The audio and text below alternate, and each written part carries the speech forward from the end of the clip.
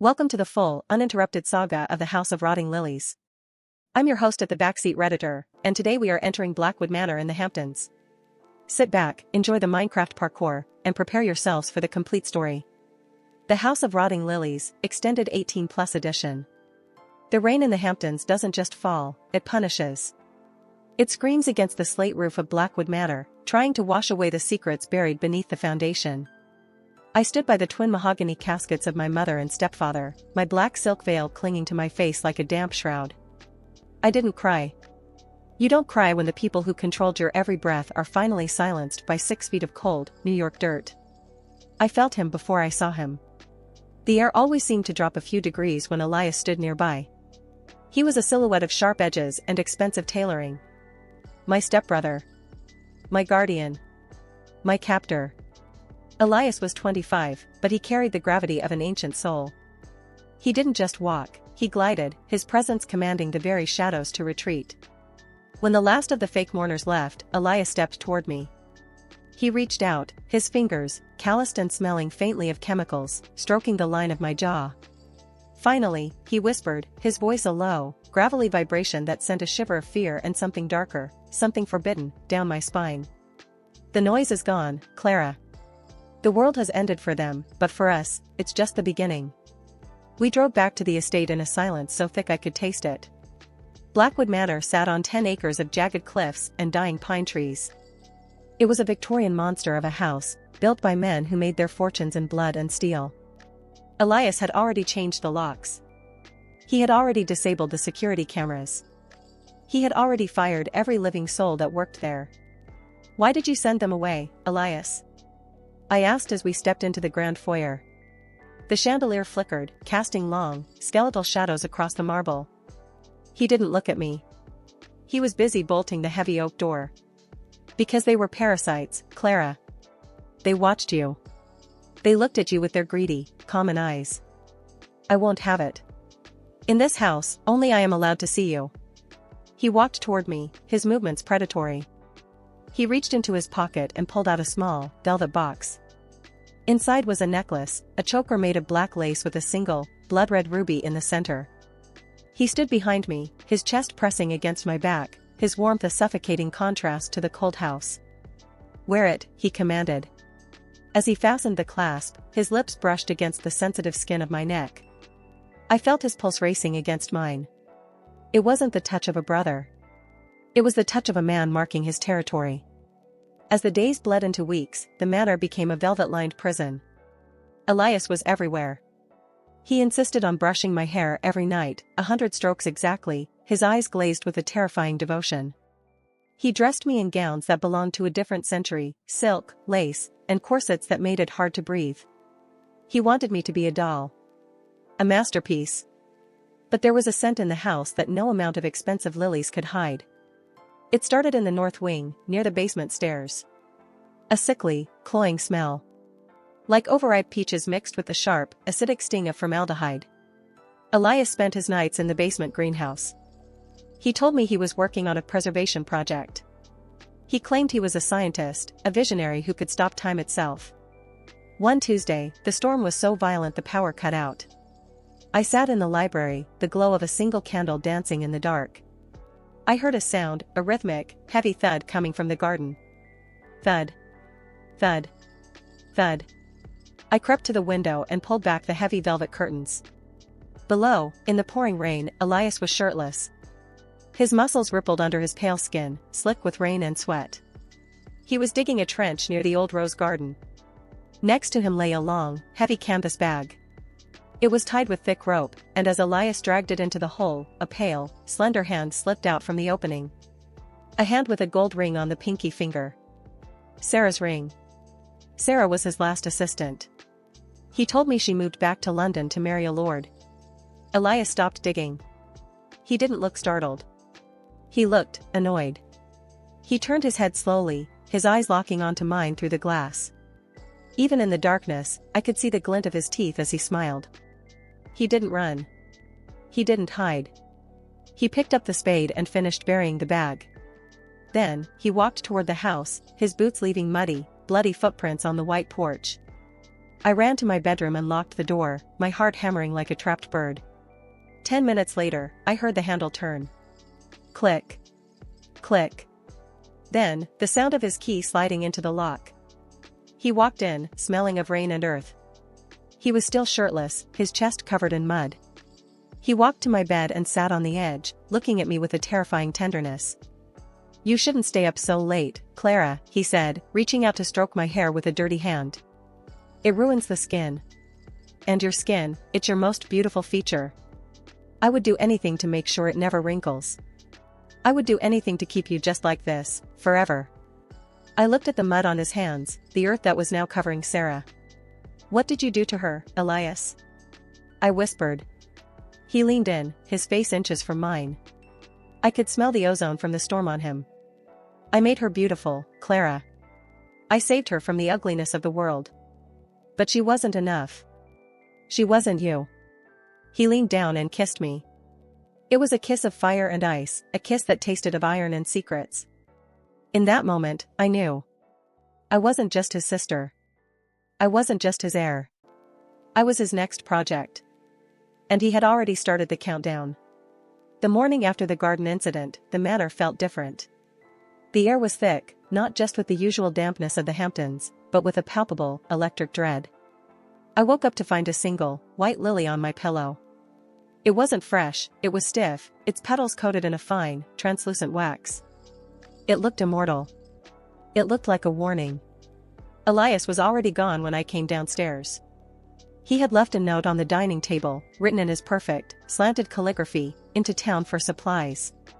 Stay inside. The fog is dangerous today." I watched from the foyer window as his black SUV disappeared into the mist that rolled off the Atlantic. I had approximately 2 hours. My heart felt like a trapped bird beating against my ribs, but I couldn't sit still. I needed to know what was in the basement. I needed to know if the girl I saw in the garden was the only one. I went to his study first. It was a room I was rarely allowed to enter. It smelled of old paper, expensive tobacco, and that sharp, clinical tang of rubbing alcohol. The walls were lined with leather-bound books, medical texts from the 1800s, journals on taxidermy, and volumes on the Victorian art of memento mori, the practice of photographing the dead. I began to tear through his desk. My hands were shaking so hard I nearly knocked over a crystal inkwell. In the bottom drawer, hidden behind a false back, I found a red leather ledger. I opened it, and my breath hitched. It wasn't a business ledger. It was a catalog. Each page featured a Polaroid photo of a woman. They were all beautiful, all brunette, all around my age. Sarah, assistant. Acquired June 2023. Status, failed. Decay in the dermal layers. Disposed in the North Garden. Emily, housekeeper. Acquired January 2024. Status, partial success.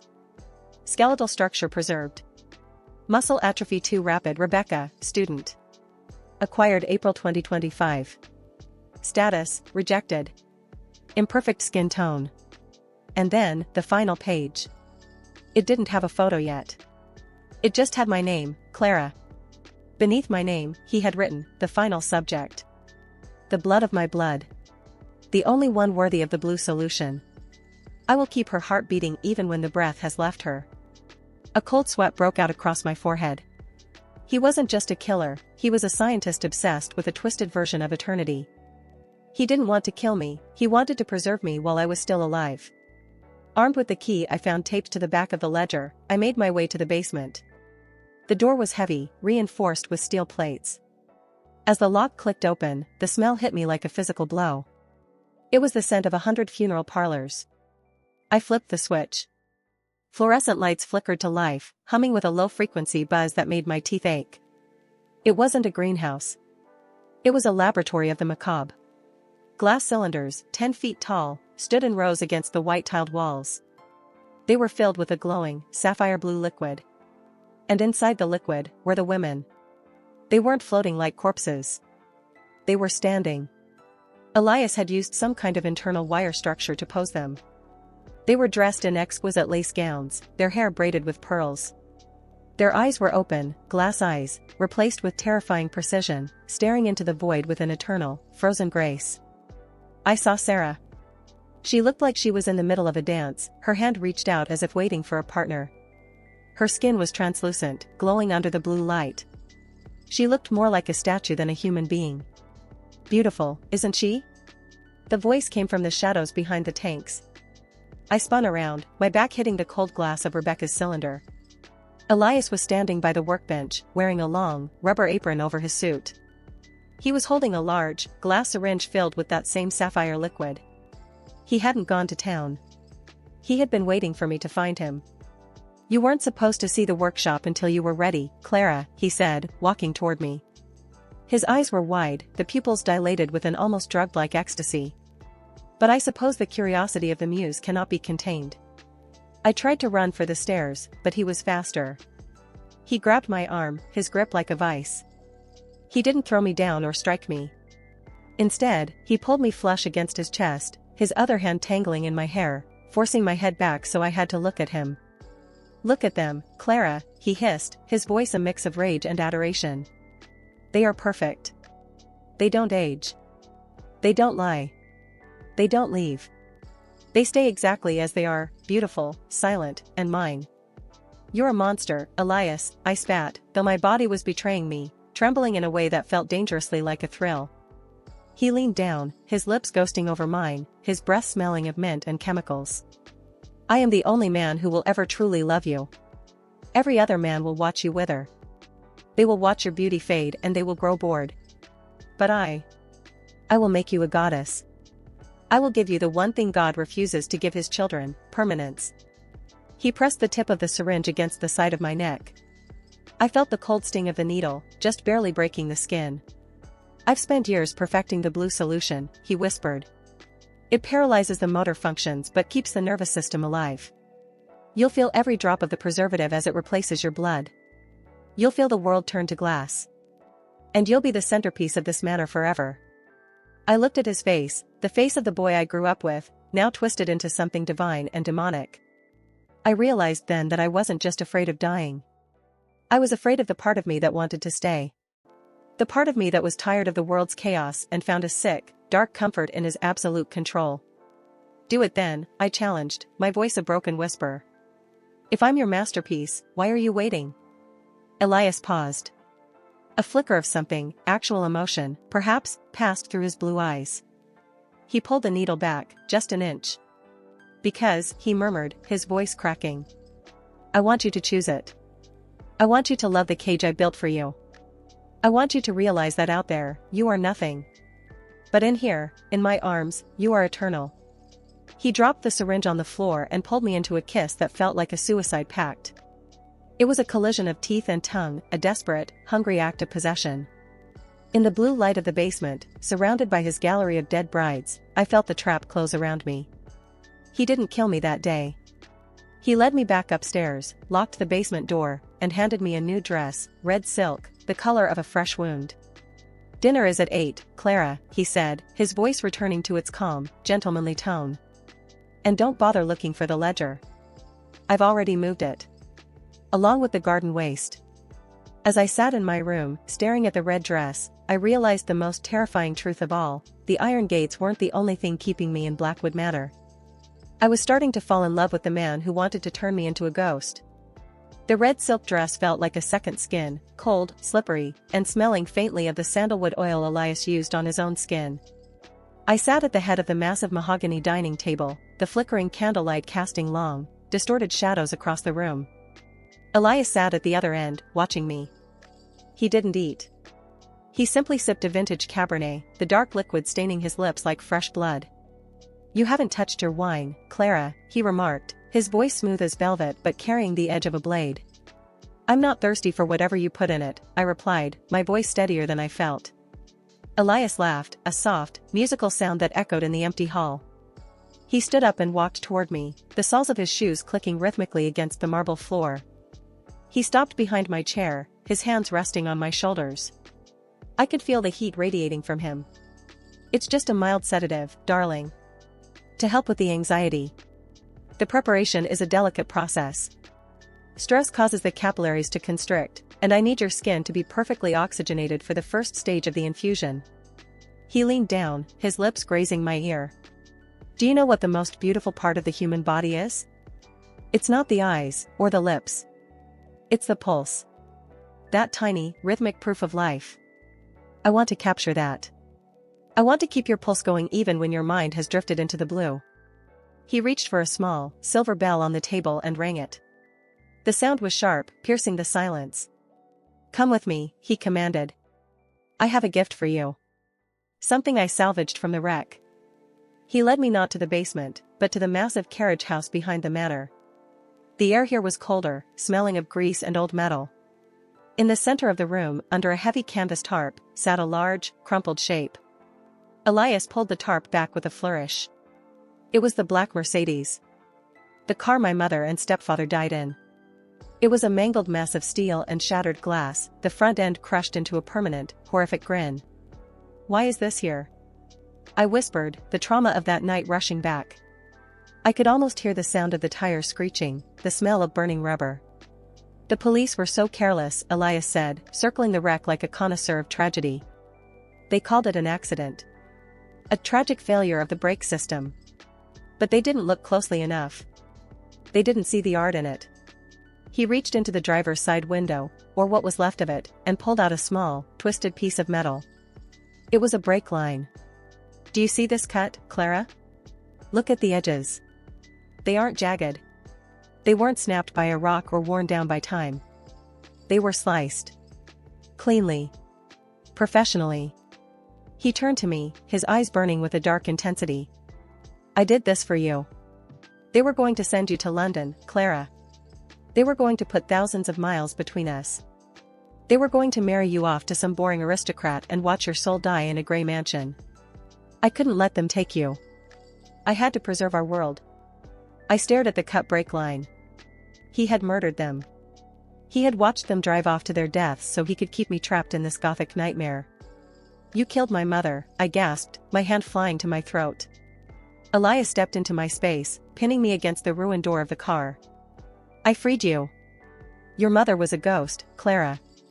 She didn't see your light. She only saw your inheritance. Only I see you.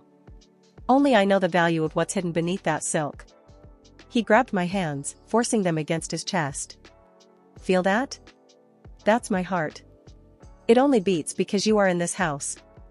If you left, I would have to stop it. We are a closed loop, Clara. The blood in your veins belongs to me now. He didn't wait for me to scream. He swept me up in his arms and carried me back to the manor, back down into the humming, blue light of the basement. He placed me on the surgical table. The leather was cold against my bare legs. He didn't use restraints. He didn't need to. The psychological weight of his obsession had paralyzed me more than any drug could. Tonight is the first sacrament, he whispered, standing over me with a tray of gleaming instruments. He picked up a small, fine needle attached to a drip bag of the sapphire liquid. This isn't the full solution, he explained, his voice becoming clinical, almost tender. This is a microdose. It will begin to strengthen the cell walls. It will make your skin feel like it's vibrating. You'll hear colors, Clara. You'll feel the music of the spheres. It's the beginning of your transformation into the eternal bride. He cleaned the crook of my arm with a cool, alcohol-soaked swab. The sting was a welcome distraction from the roar of my thoughts. Don't look away, he commanded. I want you to see the moment we become one. As the needle slid into my vein, I didn't feel pain. I felt a cold, icy fire spreading from my arm to my chest.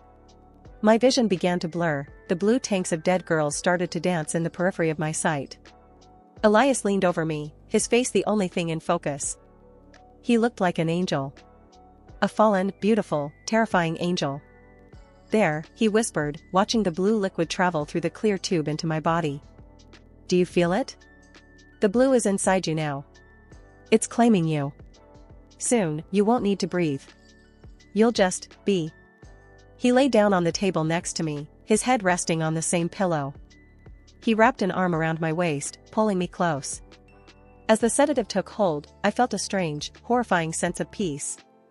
The world outside, the lawyers, the gossip, the fake friends, the sunlight, it all felt like a dream. This was the reality. The blue light, the smell of lilies and chemicals, and the man who loved me enough to kill the world. Rest now, my masterpiece, Elias murmured as my eyes drifted shut. Tomorrow, we begin the dermal coating. You're going to be so beautiful, forever. As I slipped into the darkness, I didn't pray for rescue.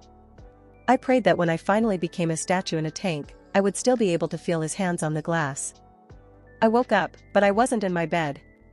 I was floating, not in a tank, but in a state of existence that defied gravity. My skin felt tight, like a drum pulled to its breaking point. Every time I moved, I heard a sound like glass clinking against glass. The blue solution was working.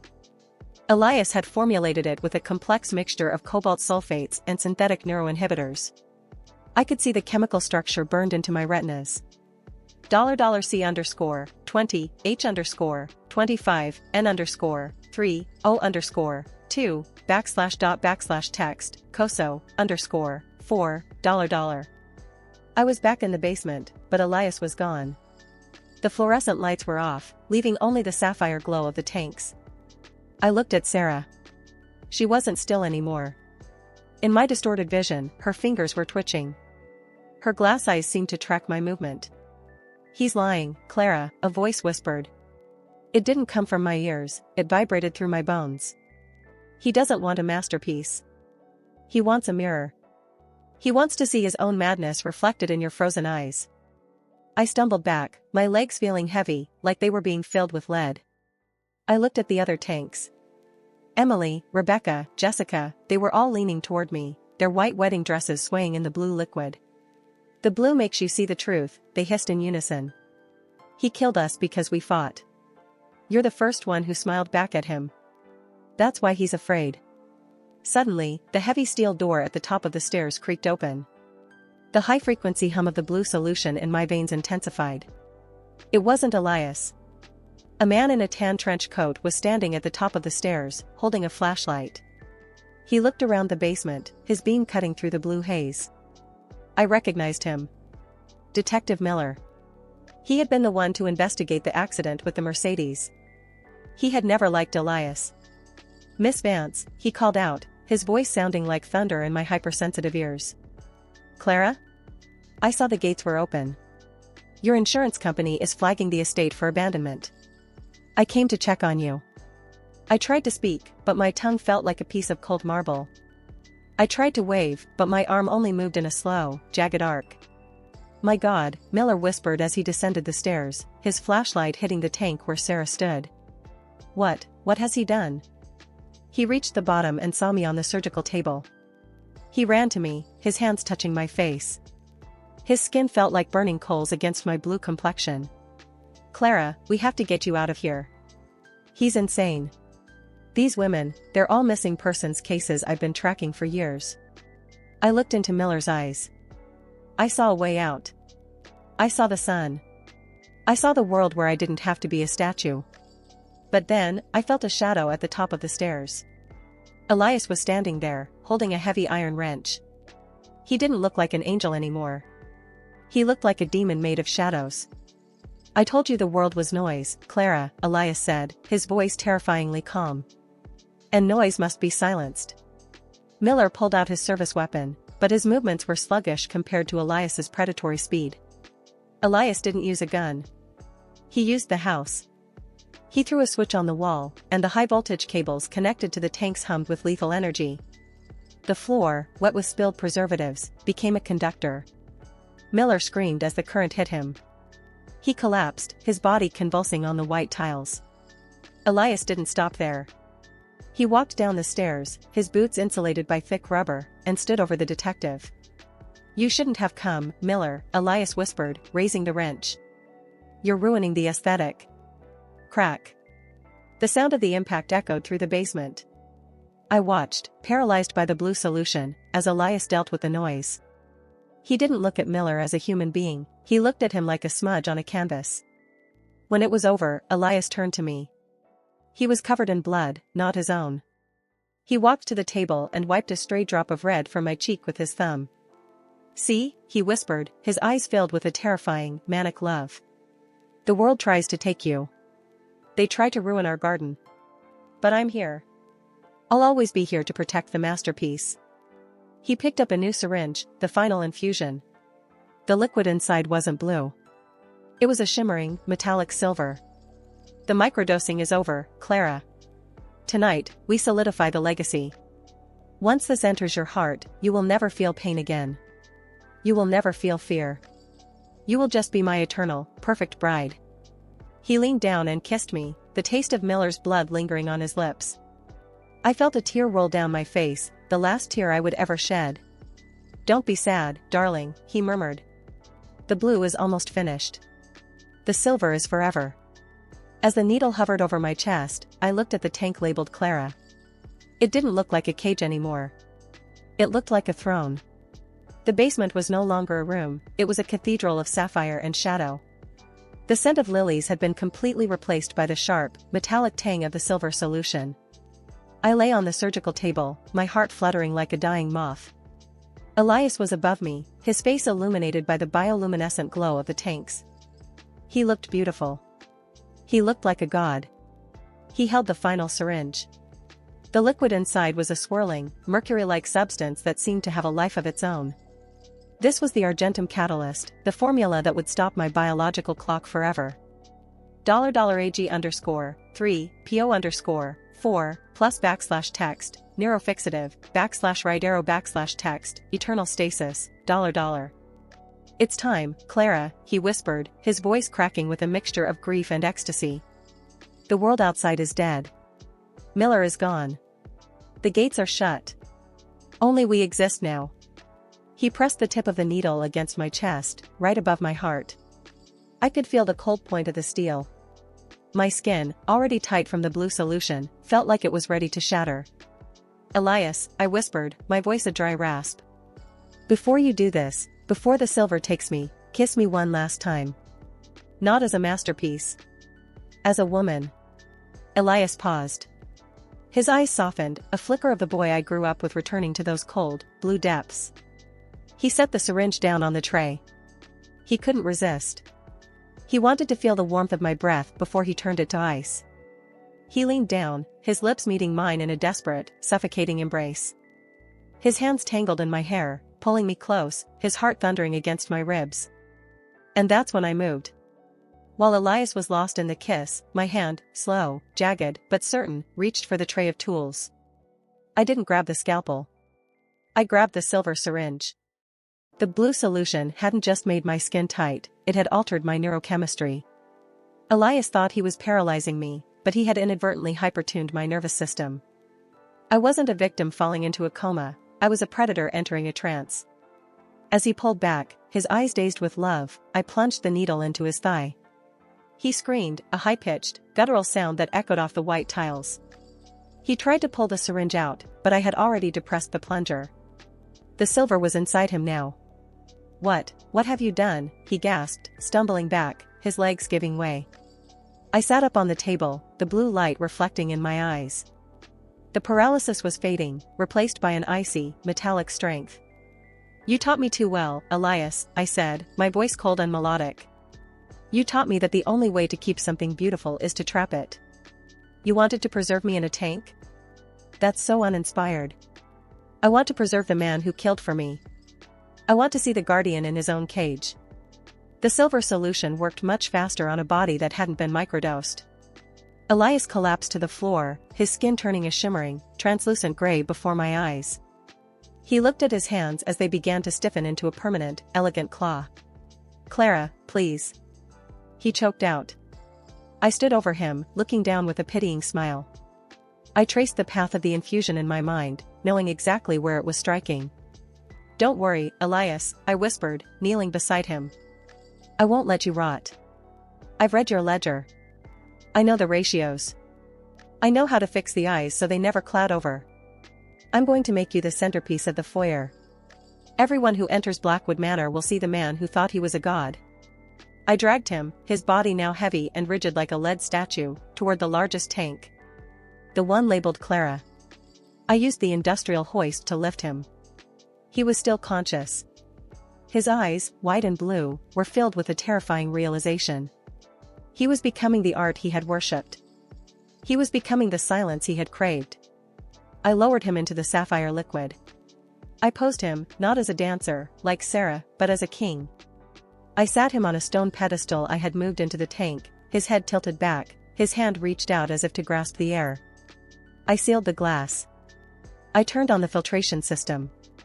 I walked up the stairs, leaving the basement and the blue glow behind. I went to the master bedroom and opened the heavy velvet curtains. The sun was rising over the Atlantic, the first light of dawn hitting the cliffs. I looked at my reflection in the mirror.